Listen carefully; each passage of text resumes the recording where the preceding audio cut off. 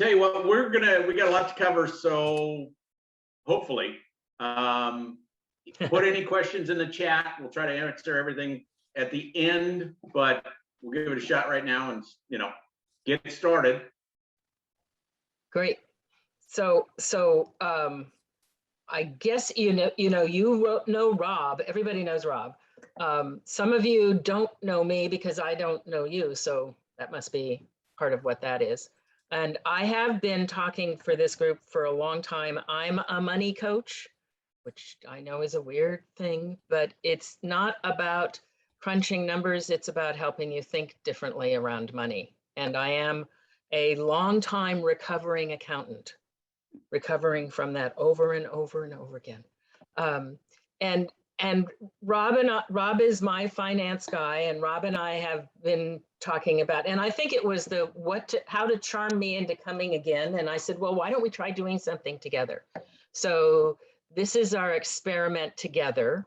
And the topic is flipping the coin, which basically is that we want to look at the way that you think about money, because most people think about money in very odd, if we looked at it as opposed to other things, ways, and get their brains all sort of tied up in knots around it. So here we go. Rob, got anything to say about that? Just, it's sort of awkward. I can't just sort of grin at you next to me here, No, and so, I understand. Yeah. No, and it's, Right, and I come from the other side. I come from the financial side, investments, retirement, mortgages. So I'm on that crunching numbers side. So that's a whole different side of. So she's the emotional side. I'm the crunchy front side. Yeah. And we're gonna, part of what we're gonna do is try and give you some background of how money came about and thinking without going into too much detail, and give you some wonderful stories that we have explained, but we have had happen around us or with me, with clients that really show how messy this thinking about money can be. So to start out, money has been around, of course, for centuries and centuries and centuries. But the biggest point about money is that it is something that we have contrived. It's not real in itself. It is just, it looks like whatever the government or the place says it looks like. It looks like, it used to look like dead presidents on green pieces of paper. Now it looks like little numbers in the air. But it's always been more of a symbol that we have all agreed has worth than it is itself of worth. Meaning, if you don't exchange it, it doesn't have any value. Meaning, if we locked you all in a room full of money and said, yay, but you can't come out of the room, it doesn't do you any good. So that's interesting. Something just happened where I went away. Hold on. Am I there for you guys? Yeah. You are. Oh, well, You're that's good. still there. Yes, we're hearing you Okay. and seeing you. I can't see you at all. I hate computers. Well, you look fine from our end. Well, great. Yay. But Rob, talk a minute. Okay. It's funny how people view money and how they kind of keep it close to the vest. Here I am. Sorry, thought I'd faint. Okay, so yes, I'm sorry. It is funny how people talk about it and keep it close to the vest, but where we want to start it kind of at the moment is that money has the worth that we give it. And we have made up all sorts of crazy beliefs around it. Most of that belief system stuff has come from our families. And in our families, it's not just your parents, but your parents' parents and the parents' parents, way back, way back. The other thing that's really important about money is it is an extremely taboo topic to talk about. I know this because I often, when I was doing more marketing, you go to a marketing event and they'd introduce me as Shell Tain, the money coach, and people would start backing away from me, just like literally leaving the building. And initially I thought maybe I, hadn't bathed or something was wrong, or, and I even actually had a brother-in-law that inherited some money, the same as my husband did. And I said, gee, what are you going to do with your money? And he just started like backing away, like left the room. So it's a very, very taboo topic because it's something we've never learned about in any real way of being taught. And so we're very confused about it. And what we tend to do about money is that we tend to do what our parents did or the opposite. I have a little example of that. I have a stepsister. My dad married her mother when I was in my late 20s. And she is one of 6 children. Her mother had 6 kids in 8 years, ouch, and 1 set of twins. And the husband left shortly thereafter. He was in the military and he just never came back. And she didn't have a lot of skill sets. So she was in those days a waitress and a phone operator. Back when they put some of you remember, they put the little thing in there to connect the phone lines. The reason I talk about her is that there's 3 girls and 3 boys in that family. And the eldest and the youngest and one in the middle, which comprised 2 girls and a boy, are uber wealthy. The other 3 are dirt poor. They did what she did or the opposite. They didn't find the middle. And frankly, for most of us, finding the middle around money is a very helpful thing to do. But it was really fascinating to me to see, oh my goodness, what is that? How did we get there? And I must have figured out this. Okay, so Rob, you got something to add to that? One of your stories? What I was, our financial industry is no help to a lot of people in encouraging people to learn about money. There was a marketing campaign a few years back, and it was called "What's Your Number?" And what they were trying to do is say, okay, you need this amount of money in order to retire. Well, when they put these things out on radio, TV, or whatever, the first numbers out of their mouths or showing up on screens were, I need 1.5 million to retire. And to me, that was kind of the worst thing that could ever have done to John Q. Public, from the standpoint that I'll never do that. I'll never make that money to be able to do that. It's like I give up now before even starting. And it's in our industry has been really no help at all in just the average person, getting them excited, getting them interested in learning about money, learning about investing and things like that. It's just been, there's another instance. Frustrating, would that be a good word? Frustrating? Okay. Yes, thank you very much. There's another company out there that says, we'll talk to you if you have $500,000, but don't bother us if you don't. Great. Well, that is one of the problems too with money. I mean, as an aside, that part of the thing is that it is very challenging for people to get any kind of learning or training about it. They do not teach it in school. There are no books about it. The most recent book I ever found about actually the mechanics of money for individuals was written in 1910. Yay. Right. And it isn't that, I mean, the basics of our personal money isn't that complicated, but it is all tied up with all this emotional stuff. And there's a statistic that I want to share with you guys because it's really interesting to me. The statistic is how many of us, when we were children, did our parents tell us how much money they made in actual dollars? And this stat is 1 in 40, which is basically 2.5%, which tells you that the good news about that is you're not the only person that doesn't understand how to do money. But the terrifying thing is nobody talks about the fact that nobody understands how to do money because it's such a taboo topic.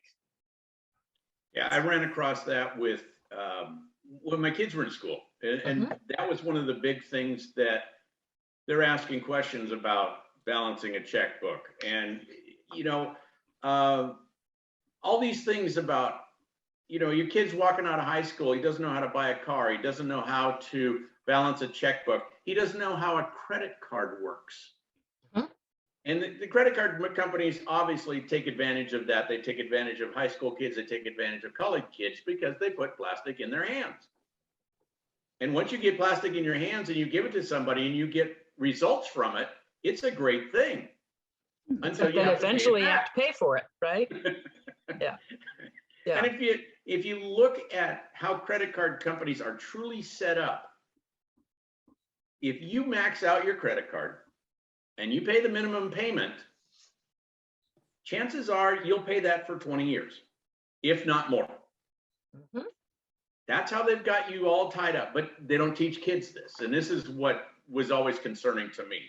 Kids, everybody needs to learn this stuff, whether you go on to trade school, whether you go on to college, whatever. You need to learn how these things work. Frankly, the reason I became an accountant is not that I have an accounting brain. It is that my dad started me very, very young with money and made it fun. And so it was a logical it was a place that was logical for me and easy to do. And, money isn't really about money. That's the problem. The problem is the way we think about money is not about the mechanics of it or the simple parts of money, how to add it, et cetera, but it's all tied up in a bunch of different things. So let me give you guys a couple of stories about the kind of things that we make up. One of my very favorites is there was a talk I was doing here in Portland for a bunch of real estate people. And I was asking people how money was when they were little kids. And this is one of my signature stories, so some of you may have heard me tell it before. But this lady raised her hand and said, well, when I was a kid, we got 1 pair of shoes a year. They took us to the store in the station wagon. We each got a pair of shoes, and that pair of shoes had to last all year long. And I said, great, how is that now? And she got this really stricken look on her face, and she said, oh my God, I have 75 pairs of shoes. Now, the thing that's really interesting to me about that is that, and it's something that's important for you to think about as you may be trying to hold the thoughts you have about money differently, if you find that any of these stories that we're talking about resonate with you or something similar, is that she didn't realize that she was thinking that that shoes would keep her safe until she heard those two things come out of her mouth within 30 seconds of each other. Meaning her brain already knew that as a little kid, what she decided was security is shoes. It makes perfect sense from a little kid's perspective. It's wacky to us, and it's true that 75 pairs of shoes isn't going to help you if you're in deep doo-doo. But she thought it would, the child part of her thought it would. And the after part of that story is that I used that story again at another meeting, and somebody said, I'm a friend of hers, and after your talk, she gave 40 pairs of shoes to Dress for Success. So that told me that she had figured out that, wait a minute, that was a crazy idea. I had another client that it was an interesting thing about a family having a little trigger or a word that they used in a specific way. When that particular family, when money was starting to get tight, the language was, we're on budget. Now, that's not how an accountant would use we're on budget, but it meant there's no money. And it was like, you know, if you wanted something, a kid wanted something, no, we're on budget. And there's many families that have that kind of thing. There's the last story in this sort of little piece, or maybe not, is that I had a guy that came to me and said, I just can't seem to do well with money. No matter what happens, I always screw it up. It just is a mess. I can't figure it out. And I said, great. How was that when you're a kid? That was, you know, it's the standard sort of thing, Shell says. And he talked about that when he was little, his dad would come home from the factory with an envelope full of money. And then his dad would give some of the money to the mom, and then the dad would go to the pub. And when he came back from the pub, he would be well inebriated, and there would be a very major fight between the father and the mother. And about that point where the guy got to that in the story, he said, oh my God, money ruins families. Now, that was the idea that he came up with as a little kid to somehow process the fact that his parents were fighting. He's a little guy, you know, as humans, we are very, very loyal to our parents as little people. We need to be. Biologically, we can't feed ourselves. So we have to keep those people happy with us. And what happens is he needed to find something that made sense to him about why this happens. And he couldn't be mad at dad, and he couldn't be mad at mom. But he needed to figure out, well, what's wrong? Oh, money. Money comes into the house, bad things happen. Not illogical if you're 5. And part of what we're wanting you to understand here is this is really deep stuff. We don't think about it. I had my own little thing of it when with a currently ex, all my husbands, they're currently ex, never mind. With one of them, we were looking at a house, and it was a very nice house. It wasn't wasn't a really grandiose house, but it was in a nicer neighborhood and stuff. And I had this thought about this house that was, I can't live here. I'd have to put on makeup to go to the mailbox. It was my own little edge of where's too much, where's over my edge. And I, you know, money coach, so I recognized it as that. But I'm trying to say that we all have this. So we put all sorts of stuff on money. We act as if money is sentient, it has ideas, has opinions.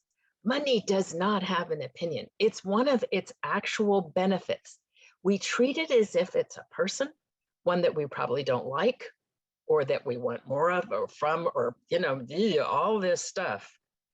But we have lots of judgment around money. We have judgment around people with money. We have judgment around people without money. We don't recognize that it's not money's fault in any of that. And that we assign all sorts of rules and consequences and judgments about money. And here's the truth. Money is a nerd. If it was a person and you said to money, how am I doing? Meaning you wanted to know, am I getting better? Am I getting wealthy? Am I in trouble? Whatever. Money wouldn't answer with any of those answers. Money would say you have $5,412.15 or whatever you have.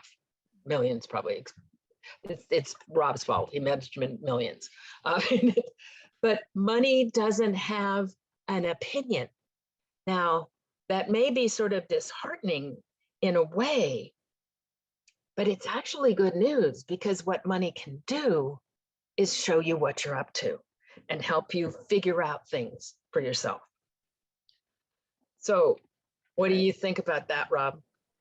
Well, and I come on the other side, and I see when I'm talking to people about money, about how they handle things, about what they want to let me know. I see the emotional things that you're talking about, which, you know, I'm a kind of a nuts and bolts guy, which is really, all right, I can't get touchy-feely on this, but I see it. Yeah. But that's, you know, it always happens. And I find clients that they'll hold back information on me. I'm supposed to be their financial advisor, or I'm supposed to help them figure out how they're going to retire. But they're only giving me pieces of the pie. They're not giving me the whole pie to work with to really give them good answers. It's tough. I do a little project with everybody that when I really want to, we look at budgets, we look at retirement, we look at all this stuff, and I say, okay, you guys need to track every dollar you spend for the next 30 to 60 days. And how does that work? Oh, quite well. Uh-huh. I've got, I want to say I've had people that go, no, that's not happening. I've got people that will do it for a couple of days and say, oh, this is too much work. But what's real interesting is when they actually do it, they actually come back and say, all right, now I see where my money's going. I see what I'm spending my money on. The fun part really gets to, okay, well, we'll go line by line as to what they spend money on. And we came down to one client I had, he was putting out about 180 bucks a month to play golf. He goes, I'm not giving that up. I don't care what else. I'm not giving that up. So, but it's really funny, but now people are starting to make conscious decisions about what they're doing. But the whole process is pretty entertaining. I've been sworn at. But, me too. But it's a good way for you to start looking at, okay, maybe I need to do something different. So part of what I really think is that money's purpose is to let you know what's going on. I mean, it's reflective, not causative, is one of my sort of things I say about it, because what money doesn't actually do things by itself. It does things if you use it, if you buy something, it did something. But it is reflective of that it did something. If you look at your statements, it's a source of feedback and information. It's a source, like for the guy that is not going to quit golfing, well, that's stellar for him. And but he may give up something else that he doesn't care about. I'm not saying that we all need to be frugal or we all need to, it isn't about, it's about finding that place that works for you. And how are you going to figure out what the purpose of money is in your life? Meaning, do you want to get more information about what's going on? And if you do, you can look at money. And it doesn't have to be crunchy to do that. So really what I want to say is that the purpose of money is for you to know what's going on, I think. One of the things I want to talk about here for a minute is that I want to look at the business side of your lives, because everybody here has a small business of some way. That's why you're here, right? I mean, that's why this group was formed initially, yay? And so the point is that early on in my life, actually, as my dad was teaching me things about business and things, one of the things that he taught me was fascinating, in that I was an accountant for like 15 to 20 years, if you count all the variances of that. And I never ran into anybody except my father that had this perspective. And I thought it was brilliant, and it really helped me be a really good and effective. I ended up as CFO of a bunch of different companies.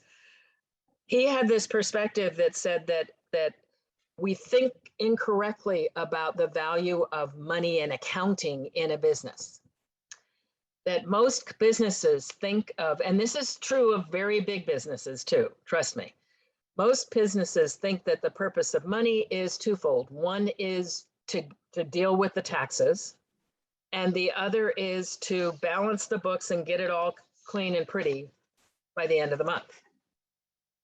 The thing my dad said was that there is the real purpose of having a good accountant is for somebody to tell you what's going on fast enough that you can do something to fix it. And fast enough that you can do something to fix it generally means that it's not at the end of the period after you've got all the books pretty.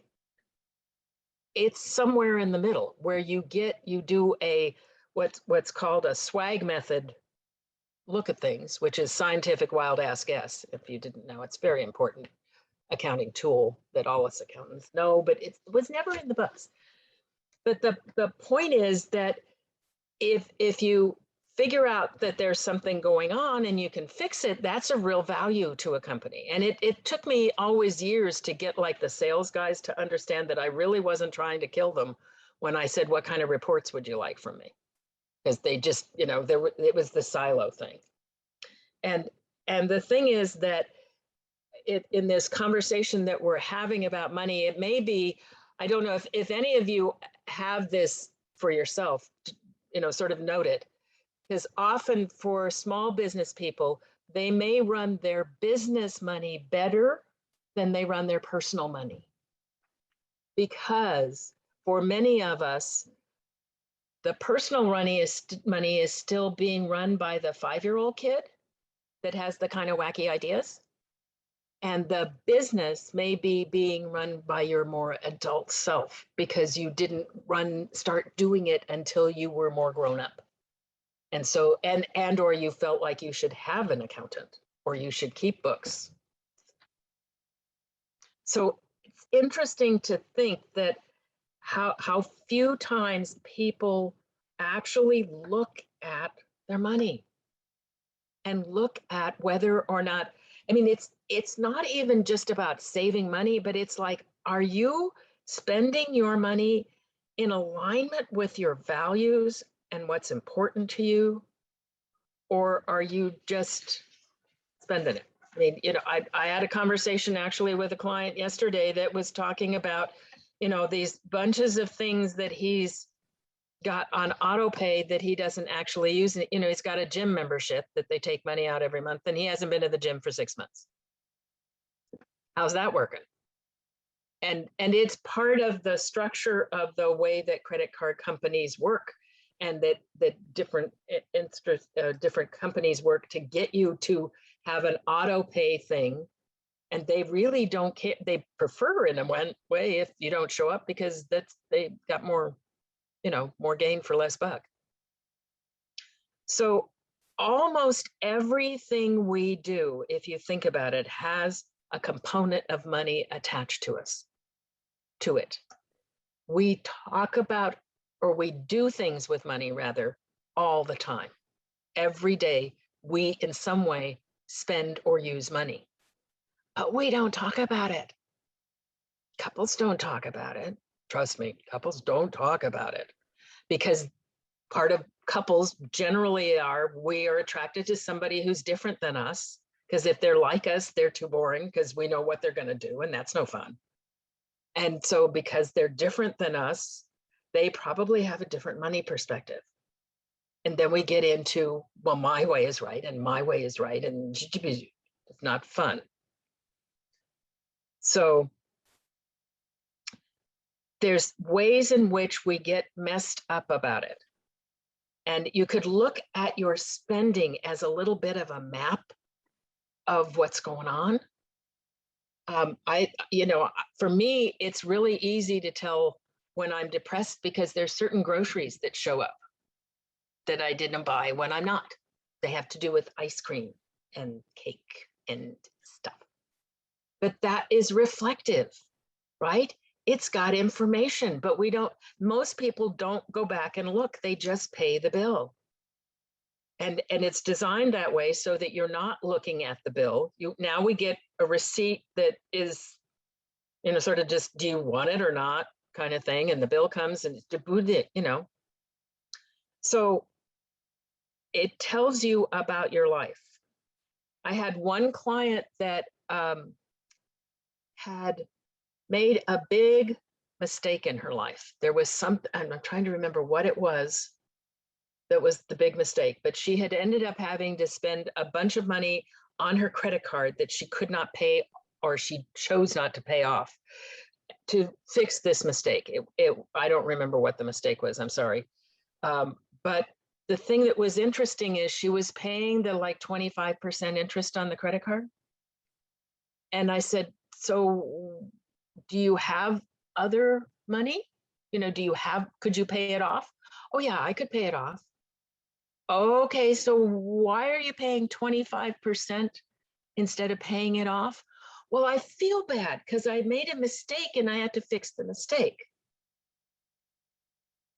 Okay, well, why is that? Why are we funding the credit card company with that mistake? I literally said, I said, well, you could give it to me, or you could actually pay it off and then take some more money and give it to a charity if you want to somehow punish yourself and make it feel better. But it's not actually going to help you any or the universe by funding the credit card company.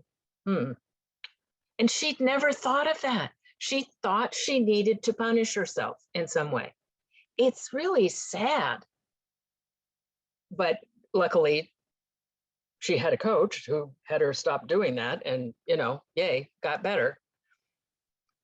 It's also had a client that felt that, and I literally could not help her. This was a client that made a bunch of money, was quite wealthy in our local area. And she felt that she had to buy friends.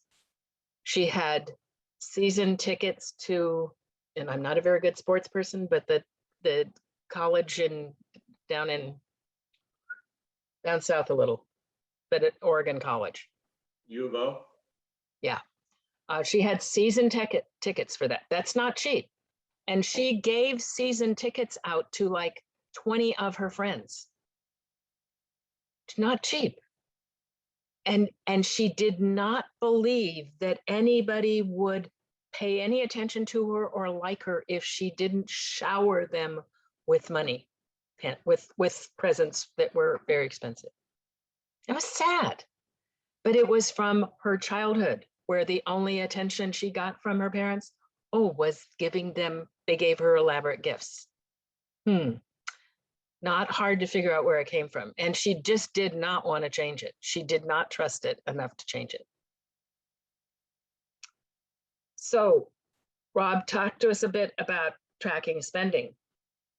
Well, and I go back to that tracking spending, and you brought up the subject about borrowing and paying high interest rates. I constantly see it. Our house for years has been personally, our house as in general has been a bank. And this is how the mortgage industry sells it, because we have a bank here. And what we do is we go and we say, okay, we can save you lots of money. All right, we're going to pay off all your debts. You're going to refinance your house. You're going to pay off all your debts. And you're going to save $900 a month. And that's great. But 9 times out of 10, that $900 you save a month doesn't get put in the right places. It doesn't benefit you after you do this, or you don't benefit yourself, or you're not coached to benefit yourself by doing this. Unfortunately, I've been in this industry too long, and I'm watching probably the 3rd or 4th cycle of the mortgage refinance industry and how they teach you. And it all sounds good, but all you're doing is you're kicking the can down the road. I had a client that had a HELOC, a home equity line of credit, And he and his wife were merrily spending the money on the HELOC, and then all of a sudden, magically, they turned it back into a loan on very high interest. And what had happened is they'd gotten the HELOC, but either they weren't told that it was going to end, or they did not read the small print. And when it ended, they were stunned and had no money to pay it off, because they just sort of thought, oh, cool, this is money, we can just spend this money. And it just didn't work that way. It's pretty scary. Yeah. So it was, when I talk to people about refinancing and paying off this debt, what we want to do is we want to look at how do we gain by doing this. I mean, it's great to have better cash flow, yes. But by doing all that savings, what are we getting out of it and what are we using it for? So whether we continue to use that extra money to pay the mortgage down faster, use that extra money to put in a bank for savings for yourself, for kids, for school, things that down the road you're going to need. That's where the savings really make sense. It's not, hey, my cash flow is $900 a month better. Because yes, that's great in the short term, but does nothing for you in the long term. I see it constantly. And I have clients that you watch every 3 or 4 years. They'll call me up, want to refinance. We're going to do the same thing. We're not going to run up the cards again. We're not going to do this. It's the same. Nothing changes. The cycle doesn't change. But Rob, we know the reason it doesn't change is because of their thought in their head about money, and they were not trained. I mean, one of the things that's really interesting about people that come from very poor backgrounds, and I have some family members that came from very poor, like Dust Bowl, Oklahoma, that stuff in the 30s. And part of one of the things that is common for those people is they want stuff. They don't trust money. Somebody's going to take the money away. So they get stuff instead. I had a doctor who had that experience. I mean, she'd gone to school on a, when they pay for your entire schooling, can't remember what that's called, but she'd gone to school and become a doctor. She was a very good doctor. She was afraid to buy a car on time. It was too scary. She was used to buying a beat up car that she could pay cash for. And it sounds crazy, but a breakthrough in our work together was she bought a car on time and paid it off over, a year and a half or whatever. But that was a remarkable new thing to her, because she could not believe that somebody didn't just swoop in and somehow take it away. Because it part of what I want you to understand is it isn't about how much money you have or how much money you don't have. It's about how you think about it that I'm concerned with, that I'm wanting you to understand that it has information to give you, that it can help you, and you can stop kind of doing the merry-go-round. Like for many years, I had a lot of clients that were in real estate. And part of what the game in real estate is, and it's not the real estate people's fault, but the game is because people think, when I get this house, I will then be cool. I will have made it. The world will be fine. Everybody will love me. It'll all be great. And you get that house, and then, that doesn't happen, because of course, everybody loving you, et cetera, is not about the house. And then what you need to do, though, then they decide that what they need to do is have the better, bigger house. And then the bigger, and it's a never ending saga for many people. Not everybody, but I'm sure you've run into people that you've known that said that they just keep needing to get the bigger house. And we've got all these interesting sort of things too. I've been watching a bunch of old shows on a free channel, because I don't have cable, from Britain. And in Britain, they do things where they come and fix somebody's house. Usually they're coming and fixing somebody's house that has been very helpful to other people. And when they fix their house in Britain, they do it differently in that they shush it up a bit, but they don't take it into McMansion land. And back some years ago, we had a bunch of these things where we're going to take this person that had had something bad to that happen to them. In their same neighborhood, we're going to rebuild their house to being worth, 5,000 times more than it was.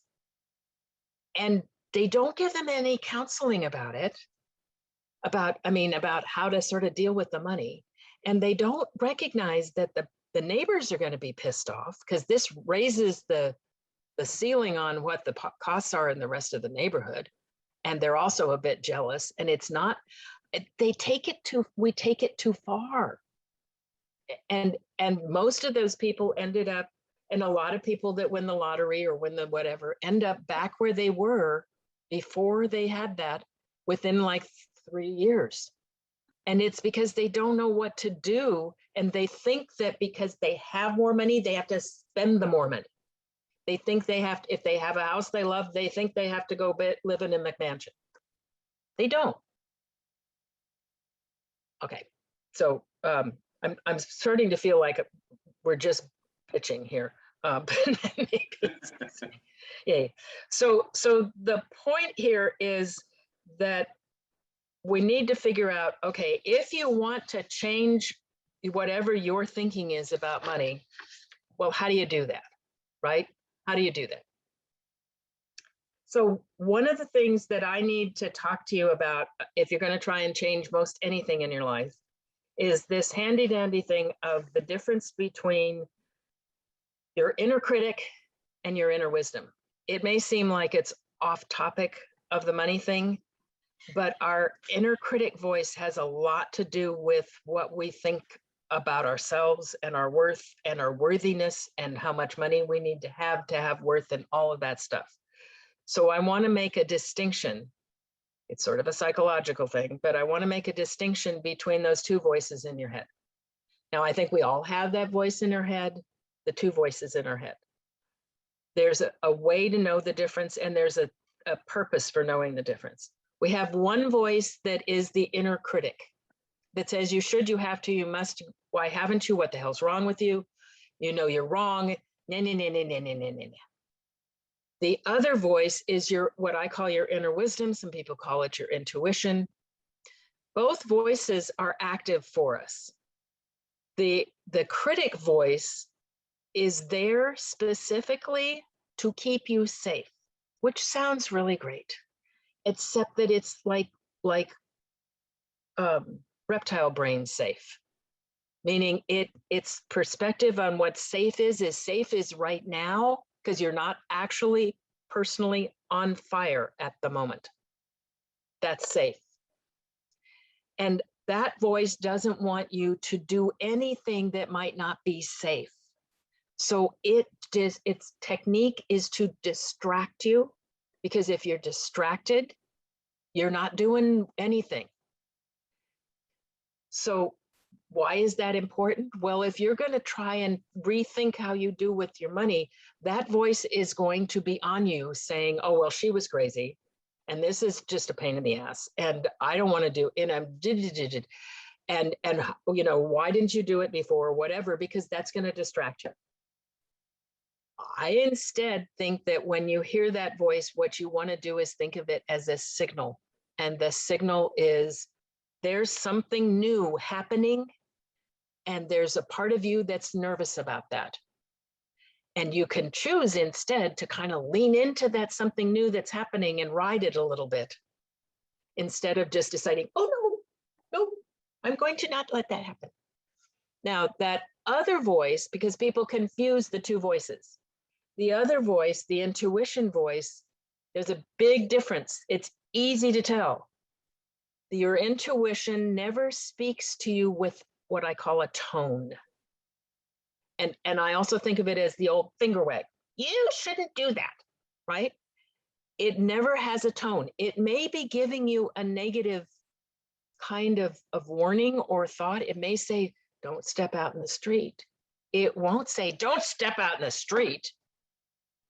So the way, and this is not just around money. Anytime you're thinking about stuff and you hear a voice in your head, ask yourself, which one is that?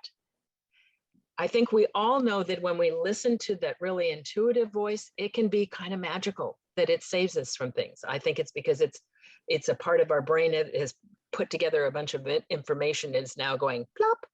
Here you go. I'm going to give it to you now. Boop. So we've got a kind of a list of things to consider as questions. And because this is recorded, you don't have to write them down because you could have them on the recording. Yay. But so we're going to give you a couple of questions that you might want to ask yourself. What's the first one, Rob? First one is, how do you behave around money? Like a kid or like an adult? Good question. Second one, pay attention to your thoughts about money. Are they facts, like capital T truth, or are they emotional judgments? Look back at your parents and money, and how did they talk or not talk? Mine were great at not talking. Everything that went on about money was never in front of the children. Yeah. So, and what was the underlying message of that, Rob? It was basically, things are tight. Things are tight. On budget. Yeah, there we go. How deeply are those messages from your parents ingrained in you, and how do they hold you back? And what might you want instead? You're on, Rob. Oh, that's me. I'm on the wrong page. Sorry. The joy of doing this way. I'll read it. I was so good until the end, you know. Yeah. Did you find it, or do you want me to do it? Yeah. I got it. Okay. Look at what money's telling you. Your spending habits. I go back to tracking your money so you can logically see what it's doing. And you can make decisions of, okay, I consciously want to continue to spend this kind of money on these things. Now you're making conscious decisions instead of unconscious decisions, and just sending your money out. So do your fundamental beliefs reflect how money is? Yeah, absolutely. Where might your values and beliefs not connect? And the bottom line of this, the point that we're wanting to make, and we certainly will have some time to chat, but the point that we want to make is that you can make more conscious choices about your money if you get out of your way the weird sort of thoughts that you've had about it that you just hadn't even put together. They're so old, and there is a way in which we've sort of left this little 5-year-old part of you running it. And I want to sort of applaud the 5-year-olds, because it's amazing how well they did as a 5-year-old brain, but it's still not the most effective way for you to think about money and let money actually help you. So that's what the flip the coin thing is about. And it's really looking at, of all the things you do, what works for you, keep it. Yeah. What doesn't, start looking at it in a different aspect. And I would like to say that I think it's really good to try and make it fun. As weird as that sounds, one reason is that your critic voice doesn't like fun at all. It doesn't like humor. It's very serious. And the other is that it can help you shift your perspectives about it. Whatever way that it can be a little bit fun. So we do have some chat things, and I'm not clever enough to know how to read them. But there we go. If there are questions in there, do we care? Yeah. Let's see. They could be teaching kids in school too. I totally agree. I think that is something that is so important. And I mean, those are life lessons. You know, you're supposed to come out of high school, whether you go on to college or whatever you do, you're supposed to have some life lessons. Those are, you know, every kid's, like I said, every kid's going to buy a car. Every kid's going to have a credit card. Someday they're going to buy a house. How do we do all that? How do we learn some of this? This is some great teaching that could really take place. Most people just really feel like they were somehow out the day they went over money. You know, they think that everybody else has this figured out and it's just me that missed it. And we're back to that 1 in 40 stat, because if your parents actually told you how much money they made, they probably talked to you about how money works. And if that's only 2.5%, most of us don't have a clue. So next question was, Sheldon brought it up. What about the new trend, buy now and pay in 4 payments? Kind of an old trick in a different. Yeah, it's just more. I mean, you know, paying on time has been around forever. I think more interesting now is the auto pay things that people just don't bother to cancel once they figure out they're not using it, because they don't know how, or, you know, and often with those auto pay things, it's sort of hard to find a person to say, turn it off, you know? And it's back to that instant gratification. Yeah. I get it now, I don't have to pay for it. I don't have to pay for it. And people, you know, sometimes people have this, I'll just overpay things and then I just don't have to worry. And it tends to be challenging. It just tends to make a mess. And then you can't figure out what the mess is. I mean, where it came from. Nancy, do you have a question, or you just? Well, yeah, my dad started selling insurance when I was about 12. And so when I was 13, he sold me my first insurance policy. And I had to take the money I had to save the money to pay the quarterly premium from my allowance. And so, you know, that meant dividing it into thirds and saving it up. So the $1.89 or whatever it was for that policy was there to be able to pay my insurance premium. So interestingly enough, I actually was going to be trained to be an actuary when I was about 23. And so I'm thinking that my dad's view of money and, you know, definitely had some serious effects on, you know, on me. Yeah. Yeah. Yeah. Do you still have the policy? No, I actually used it as part of the down payment on the house, which was also the other thing. Besides that, at Cool. 1365, it was a pay up at 65. That seemed like forever away. I mean, who's ever going to be 65? So now at 81, I'm going, oh yeah, you do get to 65, don't you? Yeah. Amazing. I did sell insurance too, actually, for 10 years. See, there we go. So amazing. All Dad had to do was start, you know. Now there was another guy that came to me and he couldn't save money at all. And I, you know, did okay, so what was going on when you were little? And his parents had given him a piggy bank and he loved the piggy bank and he would take the money out and play with it and do all this good stuff. And then one day they came and they took the piggy bank and they broke it open and they took all the money, and he never saw it again. And he had decided that based on that saving money did not work, that somebody was going to take it away from you. And I said, okay, you know, is your mom still alive? And he said, yes. And I said, well, why don't you ask her what happened? What they had done, he was about 5 at the time, 4 or 5. They had taken him down to the bank. And most of us on here are old enough to remember that when you opened the bank at that bank account at that point, they give you the little blue book. They'd taken him down to the bank with the money, and they opened an account for him and gave him the little blue book, except they didn't give him any training about any of it. And he was like, what the hell is this? I've got this stupid book. I don't know. I can't read. I don't know what this says, but I don't have the money. And his thought process said, I'm not going to trust anybody. You know, I can't save money because somebody's going to take it away.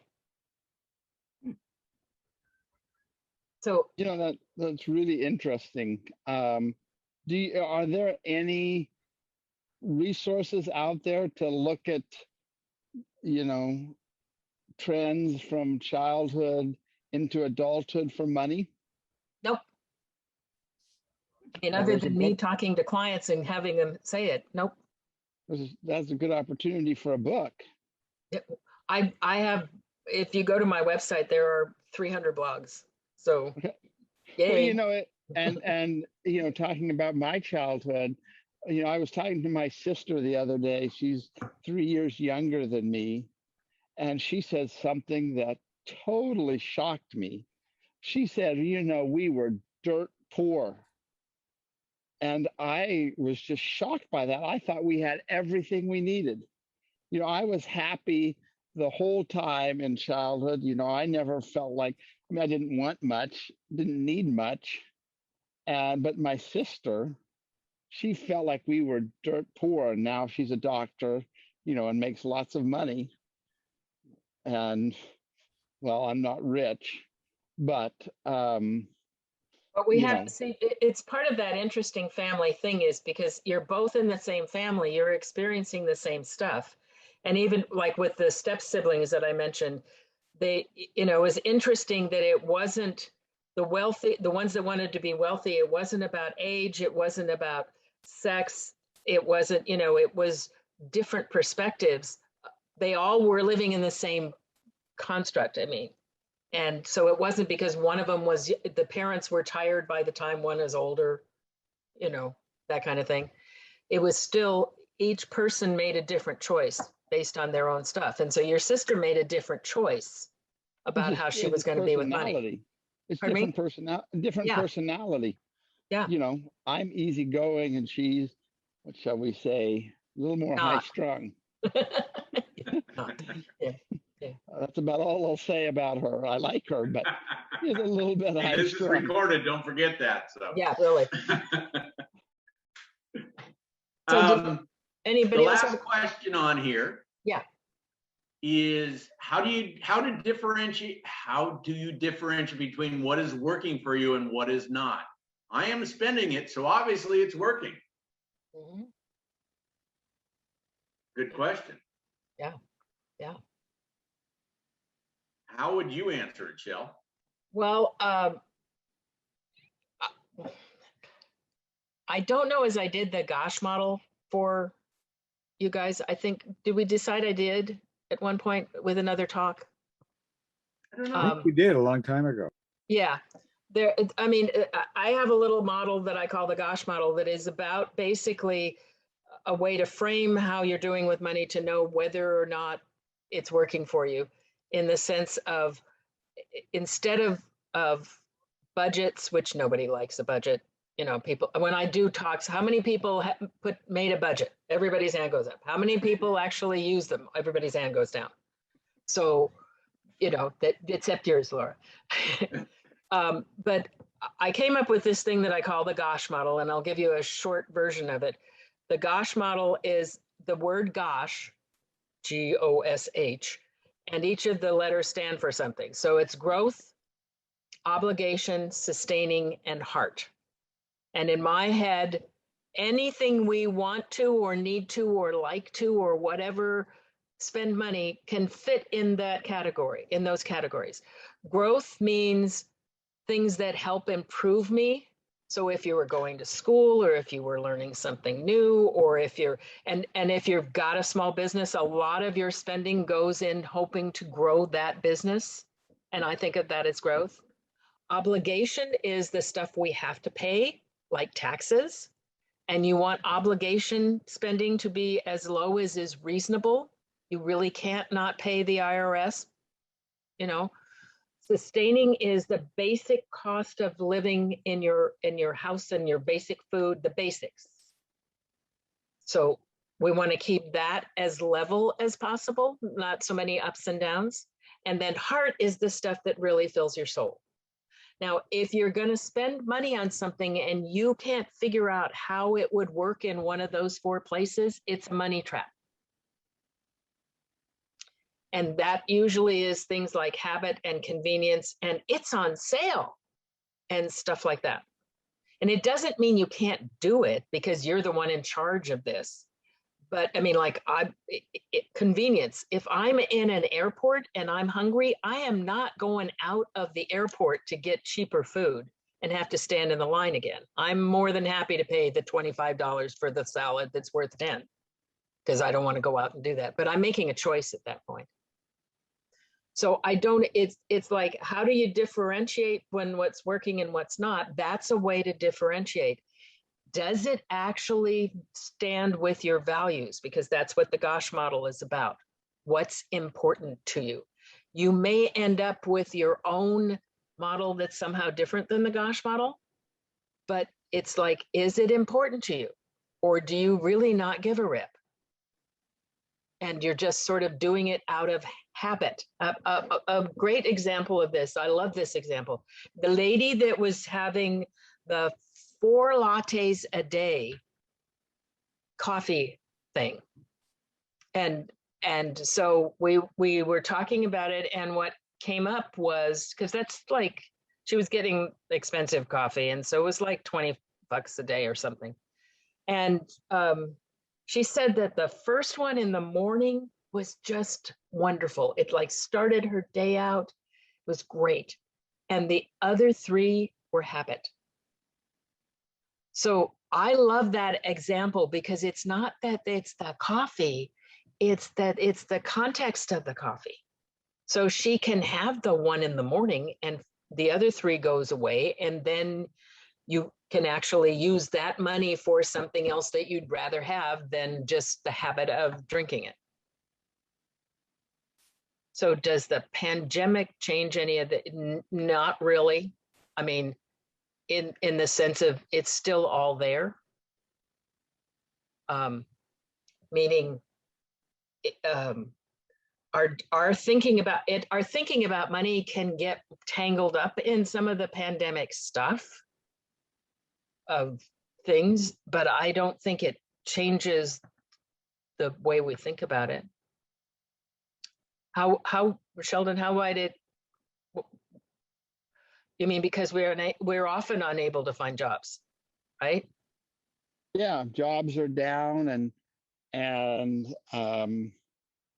you know, like my wife has been unemployed for a year. But you know, it's interesting. I think about it in, you know, now that we're talking about it, think about it in growing up. I grew up on a farm. Mm-hmm. And I can remember, you know, one year my dad said, if we get, you know, 75 cents a pound for our cattle, we can go on vacation. Yeah. You know, we did get 75 cents a pound that year. So we did get to go on vacation, which was a lot of fun. But, you know, we were very dependent on the weather. Yes. God and the weather. It's God and the weather. Yeah, frankly. Yep, the weather, the market, you know, all of a sudden there's a gluttony of cattle and price drops way down and we don't make any money that year. And the banker comes to visit with his big Cadillac with his big horns on the front. Yep. Him coming to visit. Yep. He came to visit every year. I know this game. Yes.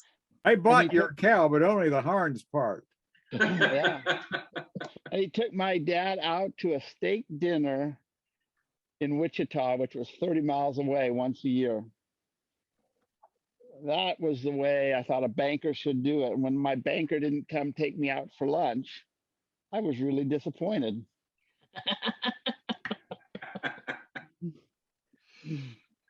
Okay. I guess they don't have cars with Texas Longhorns on the front here in Portland, do they?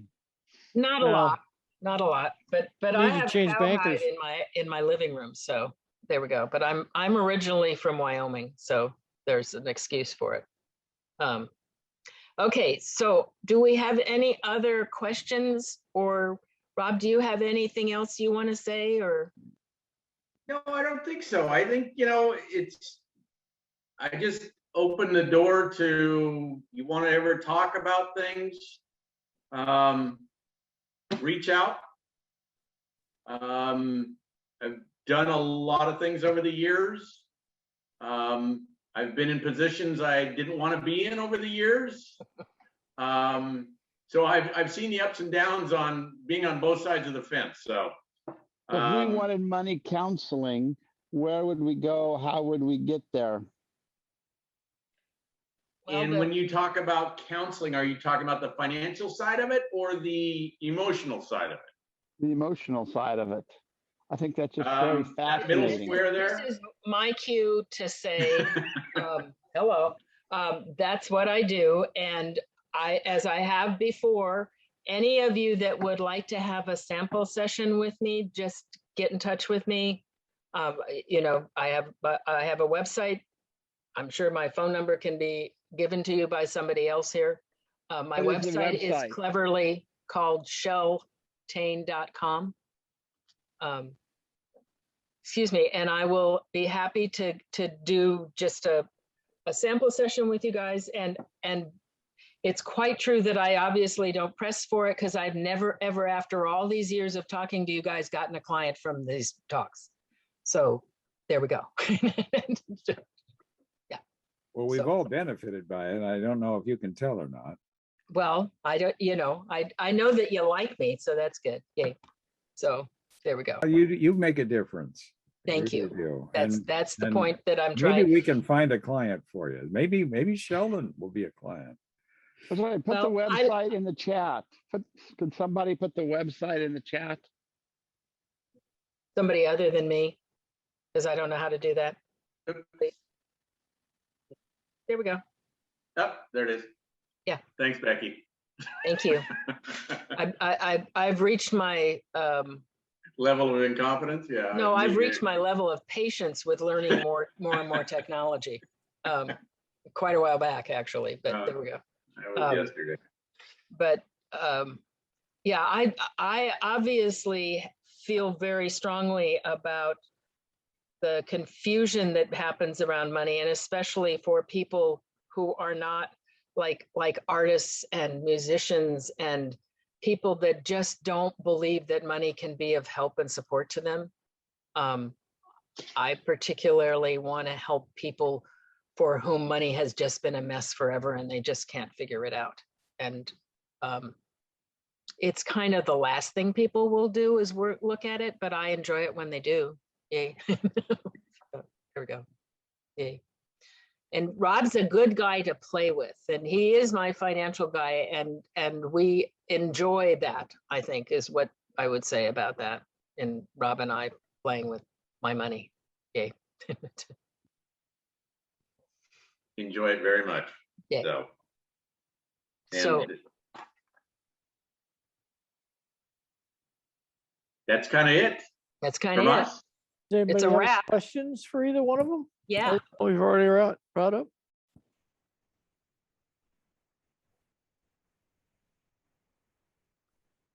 Good stuff. Thank you. Eric, You're you're on welcome. mute. Eric, you're on mute. I had a lot of epiphanies. Eric, you're on mute. And Laura, were you raising your hand? You're on mute too. You're just waving. I follow their directions. It worked on my last meeting. You're supposed to be able to push the space bar. Yeah, see. And part of the time you guys have heard me when I pushed the space bar, but that time you didn't.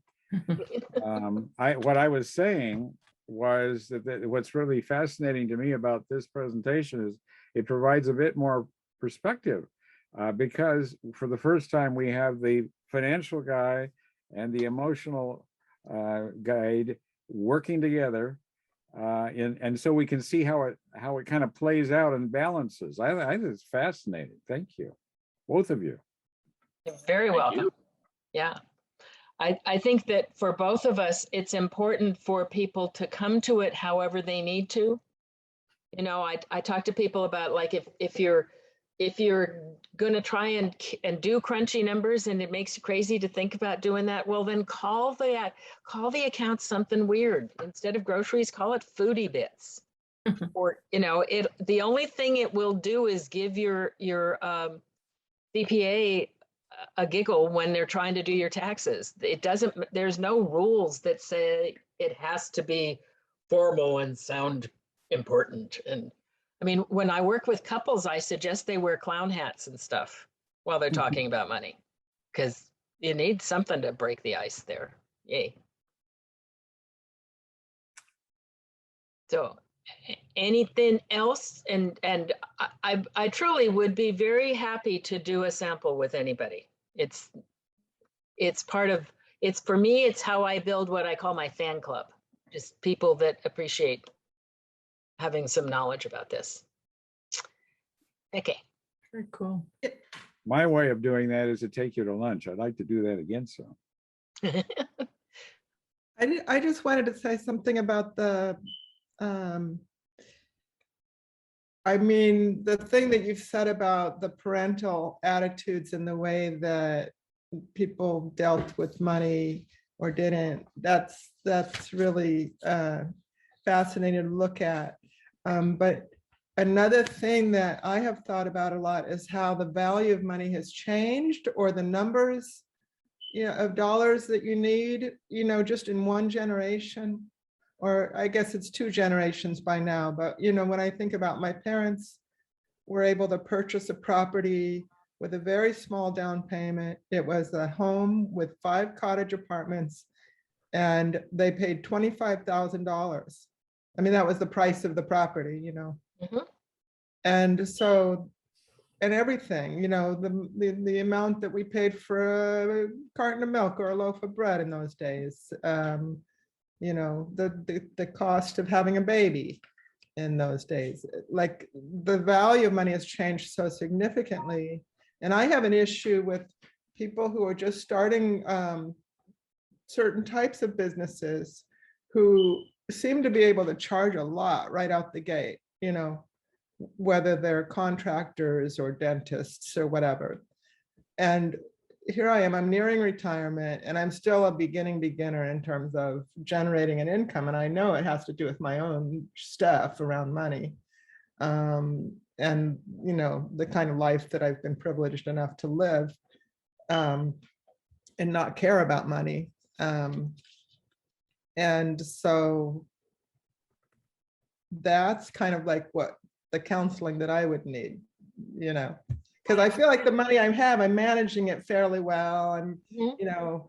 Well, I've tapered out, the number of coffees that I buy out. And when I do go to my local cafe, I do it partly because I'm supporting my local community, So anyway, it's interesting. Well, all of my clients are somehow entrepreneurial, because part of the reason that they will come to me is they realize that in the roles that you have in your own little business, you have to talk about money. And then they realize that, wait a minute, maybe the way that I'm talking about money isn't actually getting people to buy from me. And some of that is what I help people do. There's a lot of frankly, business support that because I've done it all. I've managed a shopping center. I ran a radio station. I was an interior designer, and I was the woman on the board with a bunch of guys all through the 80s. Yay. And a bunch of other things too there. So I have a lot of business acumen and have run small businesses by myself. Yeah. I've been doing this for 20 years now. And the reason I do it is because I'm never bored. I mean, I had all these other careers and I get bored, and I'm just never bored because people have such interesting stories and interesting ways they've gotten themselves into these messes and how to get them out of the messes. And it's very fun. It kind of makes them crazy when they bring me something, I've got something really bad. I'm like, oh, good, cool. And they're like, wait a minute, yeah. I don't know if you've ever delved into barter, but I'd be happy to talk to you about, I could help you publish your book if you can help me make more money. Okay, well, we'll talk about barter when we do the sample thing, but I'm generally concerned about barters in that they cannot, it's very hard to make barter equal in value, and then somebody is irritated. It's a very challenging thing to do bartering. Yeah, it really works better to do it through a network and not. Yeah, well, to do it, to do something else, but yeah. Any other questions or comments or?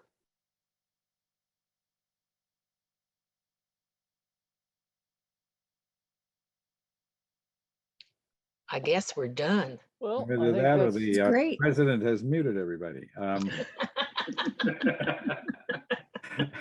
I think we could talk all night sharing stories and talking about this, but that would probably be longer than you guys want to do it. So I'm just really happy we had this time to hear you guys. Thank you. I'll Thank mute you. myself again. thank you. Before the overlord does.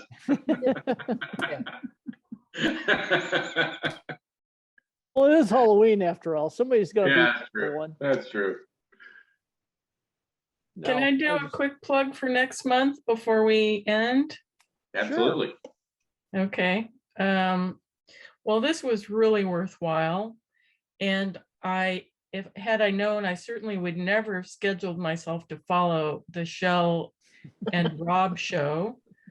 So now I have to aim a little higher next month. I'll be talking about how to get better results from your marketing. And see, I know you all, and I know probably many of the people who might show up. And I have at least superficial knowledge of what some of your challenges are. So I'm very willing to dig into some case studies if you want to send me a note before the next meeting and just let me know what kinds of things would be helpful for you. But I would say in general, my approach will be that I think all of you are doing a very good job with your marketing, and that all of us can benefit from some tweaks. And so that's what I'll be hopefully helping you with, is just taking what you're doing well and either making it better or adjusting it a little bit, or if it's something that you're truly frustrated with, either, like Shell says, get a new mental approach to it so you don't hate it anymore, or I'll give you permission to really throw it out the window and start from scratch. So I hope you come next month. And like I said, if you'd like to send me a note, I'm happy to build your interests into my presentation. Cool. And Very good. I have a testimonial too. I had Laura help me with some of my PPP loans and was able to refer her to one of my customers. And my customer is excited to get started. Oh, good. If you need a bookkeeper, give Laura a call. Oh, yeah. I'll second that motion. All in favor? I, Sorry, Laura. Okay. Well, thanks a lot, everybody. Really appreciate you joining us. Thanks, Rob and Shane. Oh, geez. Joe. Yeah. I've got too many names on my mind right now. Plus, I'm having to go back to Iowa. So, but Shell, I am actually in Wyoming. Happen to have me sitting in a hotel in Sheridan, Wyoming. For those who were, I was born in Buffalo, just passed through there. and my great grandparents settled in Bighorn, which is just a Oh, little yep. south, in 1882. Oh, wow. Yeah. So you're Beautiful. in my stomping ground. I'm going to drive through Buffalo here pretty soon. Yeah. Yeah. But anyway, thanks a lot. For We everybody have a that board meeting on the first Thursday of November. which will be the 4th at 9 a.m. virtually and even in person for those who want to be at Bees on the outside table there. I might be the only one if the weather is still rainy, but I will be there. Especially if she still forces us to be outside. Yeah. So, Well, I really Okay. think it's better for the restaurant for us to do it outside. It was awfully noisy when we did it inside. yeah. But Thanks, Shell and Rob. it- It was great. yeah, Thank you. excellent, excellent. Thank you very much. Really good. Okay, It was great. good to see you both again and to hear what you had to say. It was really a fine presentation. Thank you. All right. Thanks. Have a great month. Good to see you, Rashida. Yep. Take Good care, seeing everybody. everybody. Bye. Thank you for attending. See you next Thanks, month. everybody. Tell your Thank you. friends. All Next righty. month's gonna be good. All right. Hasta la bye-bye. All right. Bye-bye. Bye-bye. Yeah. Thanks, Carol.